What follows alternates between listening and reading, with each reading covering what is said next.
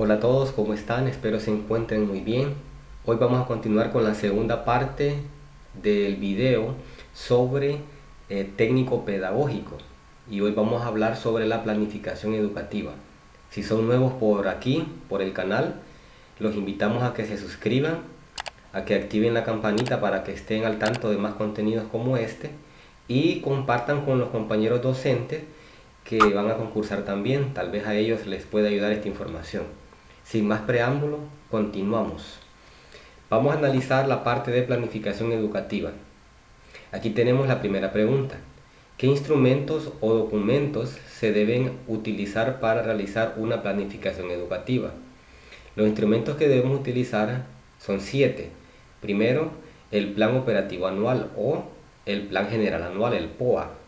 El número 2, Proyecto Educativo de Centro o Proyecto Educativo Institucional. El PEC significa Proyecto Educativo de Centro. Y el Proyecto Educativo Institucional es el PEI. Luego el Proyecto Curricular de Centro, Currículo Nacional Básico, el CNB, los estándares, las programaciones y las planificaciones del aula, como por ejemplo la jornalización, los planes de clase, etc.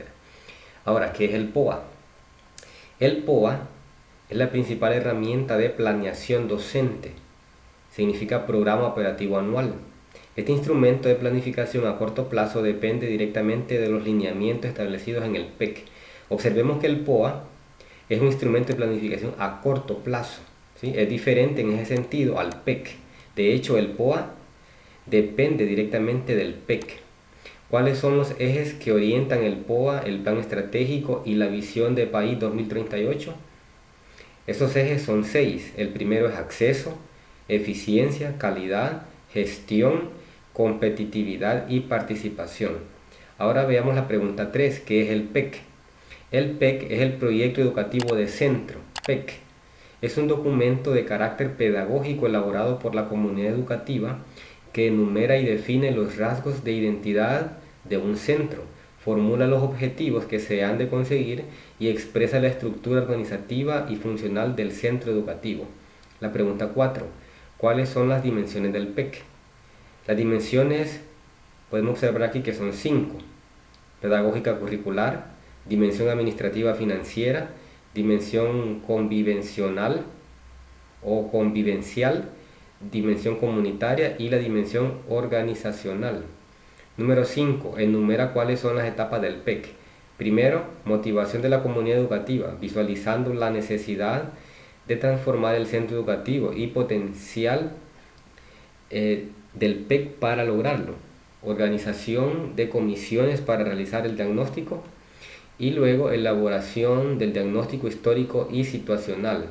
También elaboración de la misión, visión, principios de gestión y propuesta pedagógica, diseño de la estrategia de acción y proyectos específicos, instrumentos de regulación de la convivencia, proyectos específicos y la evaluación del PEC.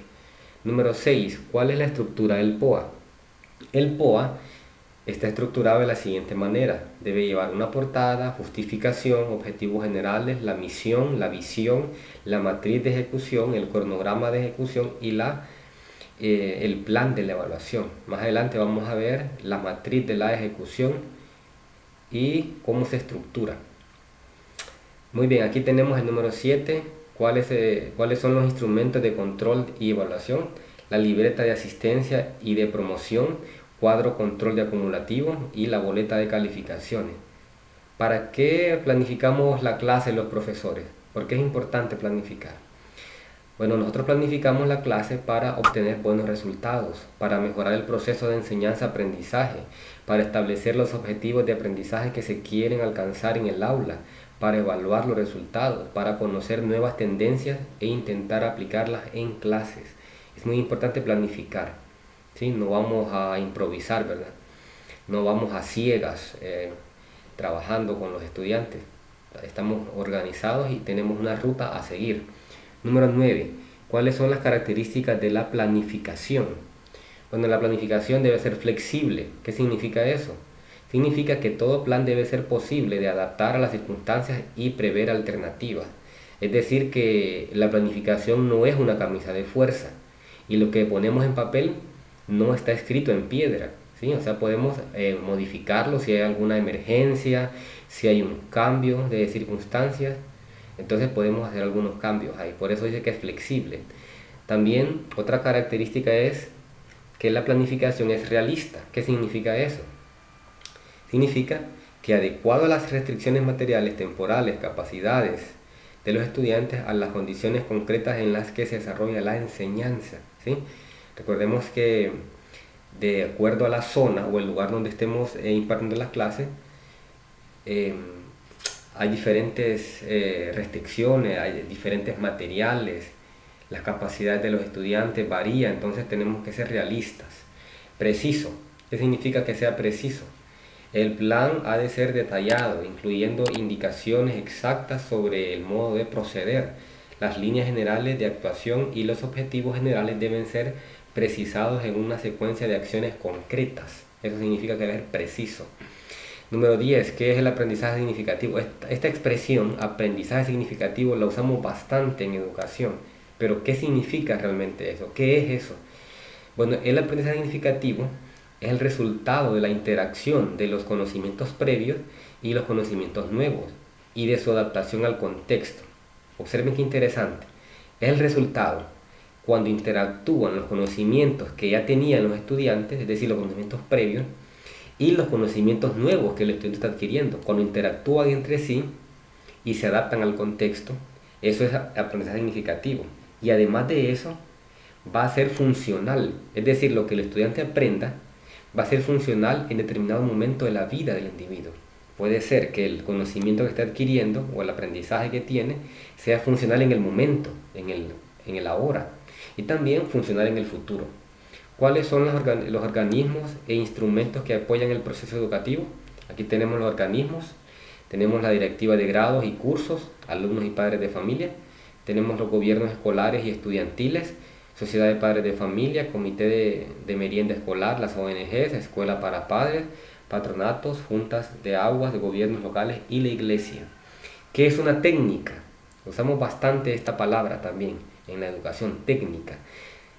Es un procedimiento que se sigue en las ciencias para hallar la verdad y enseñarla. Eso es lo que queremos nosotros, ¿verdad? Hallar la verdad y enseñarla.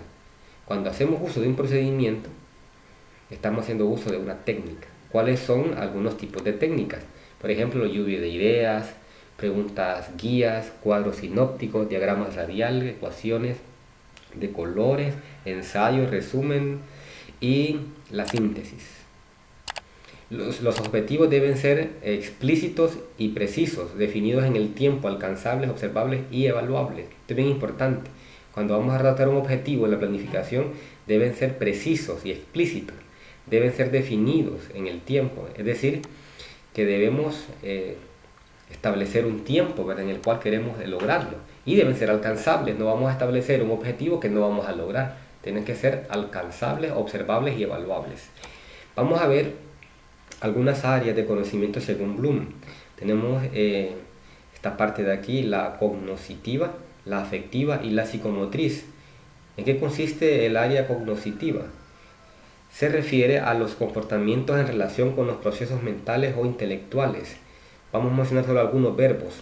Por ejemplo, reconocerá, obtendrá, comprenderá, explorará, etc. La afectiva se refiere a los comportamientos expresados como sentimientos, actitudes, reacciones, emociones y valores. Ejemplos de verbos afectivos, vamos a mencionar solo algunos: apreciará, contribuirá, decidirá, disfrutará, etc. Y por último, la psicomotriz. La psicomotriz se refiere a los comportamientos en relación a las habilidades neuromusculares o motoras, que incluyen diferentes grados de destreza. Algunos verbos que podríamos utilizar aquí pueden ser usará, escribirá, ensamblará, ejecutará, pintará, etc. Ahora aquí tenemos ejemplos de verbos según el tipo de objetivo. Por ejemplo, si son conceptuales, podemos utilizar este verbo: conceptualiza, menciona, realiza, describe, relata, enumera, cita. Estos verbos están relacionados con el área de conocimiento cognoscitivo. Ahora vamos a ver los procedimentales. Algunos verbos que podríamos utilizar son observa, investiga, resuma, traduzca, transforme, etc. Estos verbos están relacionados con el área de conocimiento psicomotriz. Y los actitudinales, valorar, criticar, comparar o comparta, perdón, defienda, prefiera, proteste, preste atención, actúe. Estos verbos están relacionados con el área de conocimiento afectiva. Muy bien, ahora vamos a hablar de la parte de la documentación y archivo escolar. Aquí tenemos un cuadro de acumulativos. Aquí tenemos la asignatura, donde vamos a escribir la asignatura, el parcial que estamos trabajando, el orden de los estudiantes, luego el nombre del estudiante, el nombre del alumno o la alumna, los trabajos que se van a realizar en el aula, los trabajos que se van a realizar extra clases y las actividades de evaluación final del parcial y la nota total. Estos valores de aquí, valor total de lo realizado en el aula y el total del examen, que es esta parte de aquí, puede variar, ¿verdad?, de acuerdo a los ciclos. Si estamos en el primer y segundo ciclo, esto cambia, y tercer ciclo cambia. Muy bien, ahora lista de asistencia diaria. Aquí tenemos un formato, el mes, los días trabajados, el orden de los estudiantes, ¿verdad?, y los días. Y aquí colocamos las fechas. Muy bien, ahora tenemos una boleta de calificaciones. Aquí tenemos los parciales, desde el primero hasta el cuarto parcial, promedio anual por área. Tenemos aquí, por ejemplo, la personalidad, puntualidad, espíritu de trabajo, orden y presentación, sociabilidad, moralidad. Esta parte de la personalidad es bien importante también. Y tenemos la comunicación, ¿verdad?, el área de comunicación, español, inglés y educación artística. Y tenemos después matemáticas, ciencias sociales, educación cívica, ciencias naturales, educación física y deportes, computación y tecnología, y las inasistencias. Aquí tenemos el índice académico, la firma del docente y la firma del director. Ahora tenemos aquí del plan operativo anual. Como les había mencionado, vamos a hablar ahora sobre la estructura del POA. La estructura del POA, podemos observar aquí en este cuadro, que debe contener la portada, la justificación, objetivos generales, la misión, la visión, matriz de ejecución, programa, cronograma de ejecución y el plan de evaluación. Y también tenemos la matriz del POA. Observen que es diferente, porque aquí tenemos la forma estructural, aquí como está estructurado el POA, y aquí la matriz del POA.